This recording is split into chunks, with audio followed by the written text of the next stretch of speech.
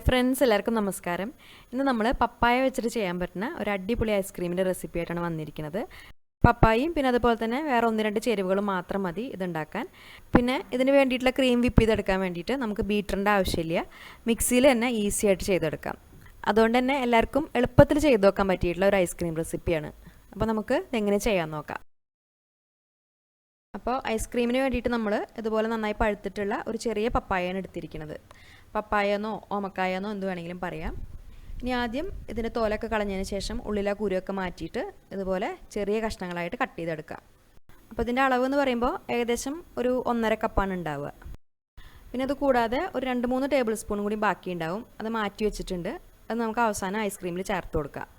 ഇനി ആദ്യം നമ്മൾ ഇതൊരു മിക്സിയുടെ ജാറിലേക്ക് മാറ്റിയിട്ട് ഇതുപോലെ നല്ല ഫൈനായിട്ടൊന്ന് അരച്ചെടുക്കുക.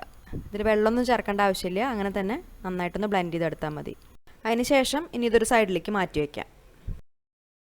ഇനി നമുക്ക് ഐസ്ക്രീമിന് വേണ്ടിയിട്ടുള്ള ക്രീം ഒന്ന് വിപ്പ് ചെയ്തെടുക്കണം. അപ്പോൾ ക്രീം വിപ്പ് ചെയ്യാൻ വേണ്ടിയിട്ട് നമ്മൾ ബീറ്ററല്ല എടുത്തിരിക്കുന്നത്, ഇതുപോലെ മിക്സിയുടെ ഒരു ജാറാണ്. അപ്പോൾ ഫ്രീസറിൽ വെച്ചിട്ട് ഒരു 3-4 മണിക്കൂർ നന്നായിട്ട് തണുപ്പിച്ചെടുത്തിട്ടുള്ള ജാറാണ് നമ്മളിതിന് വേണ്ടിയിട്ട് എടുത്തിട്ടുള്ളത്. നന്നായിട്ട് തണുപ്പിച്ചെടുത്തിട്ടുള്ള ജാറിൽ ക്രീം ബീറ്റ് ചെയ്താലാണ് അത് ശരിയായി കിട്ടുള്ളൂ. ഇതിലേക്കിനി 1 കപ്പ് തണുത്ത വിപ്പിംഗ് ക്രീം ഒഴിച്ചു കൊടുക്കാം. അപ്പോൾ ക്രീം എടുക്കുമ്പോഴും നമ്മൾ നന്നായിട്ട് തണുപ്പിച്ചെടുത്തിട്ടുള്ള ക്രീം തന്നെ എടുക്കുക. ഇനി ഇത് നന്നായിട്ട് ബീറ്റ് ചെയ്തെടുക്കുക. അപ്പോൾ ബീറ്റ് ചെയ്യുക എന്ന് പറയുമ്പോൾ നമ്മൾ കേക്കിനൊക്കെ ചെയ്യുന്ന രീതിയിൽ ഒരുപാട് അങ്ങോട്ട് സ്റ്റിഫാക്കി എടുക്കേണ്ട ആവശ്യമില്ല. കുറച്ചൊരു സോഫ്റ്റ് പീക്സ് ആയിട്ടാണ് വേണ്ടത്. അതുകൊണ്ട് ഒരുപാട് സമയമൊന്നും എടുക്കില്ല അത് റെഡിയാവാൻ. അപ്പോൾ ലോ സ്പീഡിൽ തുടങ്ങിയിട്ട് പിന്നെ സ്പീഡ് കൂട്ടിയിട്ട് ചെയ്തെടുത്താൽ മതി. ഇടയ്ക്ക് നമ്മൾ സ്റ്റോപ്പ് ചെയ്തിട്ട് നോക്കുക, എന്നിട്ട് വീണ്ടും അടിച്ചെടുക്കുക. കുറച്ച് കഴിയുമ്പോൾ മിക്സിയുടെ സൗണ്ടൊക്കെ ചെറുതായിട്ട് ഇങ്ങനെ മാറാനായിട്ട് തുടങ്ങും. അപ്പോൾ നമ്മൾ പെട്ടെന്ന് തന്നെ ഓഫ് ചെയ്യണം. ക്രീം സ്റ്റിഫാവാൻ തുടങ്ങുമ്പോഴാണ് ആ ശബ്ദം മാറുക. പിന്നെ അടിച്ചെടുക്കരുത്. പിന്നെ അടിച്ചെടുത്ത് കഴിഞ്ഞാൽ ക്രീമിൻ്റെ ആ കൺസിസ്റ്റൻസി മാറും.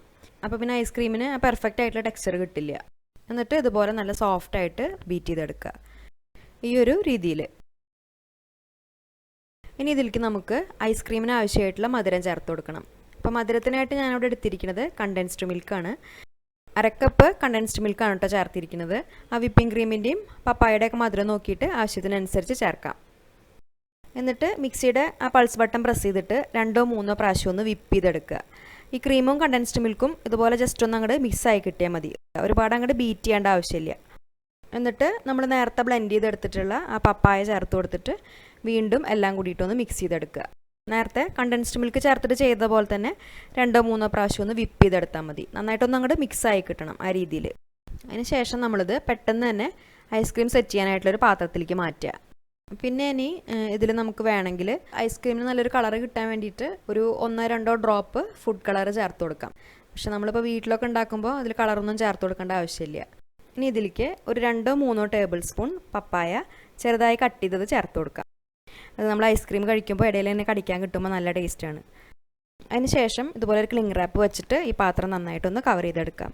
ഇത് സെറ്റായി വരുമ്പോൾ മേലെ ഐസ് ക്രിസ്റ്റൽസ് വരാതിരിക്കാൻ വേണ്ടിയിട്ടാണ് നമ്മളിങ്ങനെ ചെയ്യുന്നത്. ഇനി ഇത് അടച്ചു വെച്ചിട്ട് സെറ്റാകാൻ വേണ്ടിയിട്ട് ചുരുങ്ങിയത് ഒരു 8 മണിക്കൂർ അല്ലെങ്കിൽ ഓവർനൈറ്റ് ഫ്രീസറിൽ എടുത്ത് വെക്കുക. അതിന് ശേഷം നമുക്കത് സെർവ് ചെയ്യാം. ഇപ്പം നമ്മുടെ ഐസ്ക്രീം നന്നായിട്ട് സെറ്റായി കിട്ടിയിട്ടുണ്ട്. ഇനി ഇത് നമുക്ക് സ്കൂപ്പ് ചെയ്തെടുക്കാം. പിന്നെ ഇതുപോലെ തന്നെ കുറേ മുൻപ് നമ്മൾ ടെൻഡർ കോക്കനട്ട് വെച്ചിട്ടുള്ള ഒരു ഐസ്ക്രീമിൻ്റെ റെസിപ്പിയും ഇട്ടിട്ടുണ്ട്. കാണാത്തവരുണ്ടെങ്കിൽ കണ്ടു നോക്കിക്കോളൂ.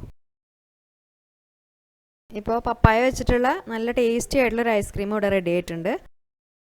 മിക്സിയിൽ ഉണ്ടാക്കിയതാണെങ്കിലും ശരിക്കും നമ്മൾ കടയിൽ നിന്ന് വാങ്ങുന്ന ഐസ്ക്രീമിൻ്റെ ആ ഒരു ടെക്സ്ചർ കിട്ടിയിട്ടുണ്ട്. കുട്ടികൾക്കൊക്കെ പപ്പായ വെറുതെ കഴിക്കുന്നതിനേക്കാളും കൂടുതൽ ഇഷ്ടമാവും ഇതുപോലെ നമ്മൾ ഐസ്ക്രീമൊക്കെ ആയിട്ട് ഉണ്ടാക്കി കൊടുത്താൽ.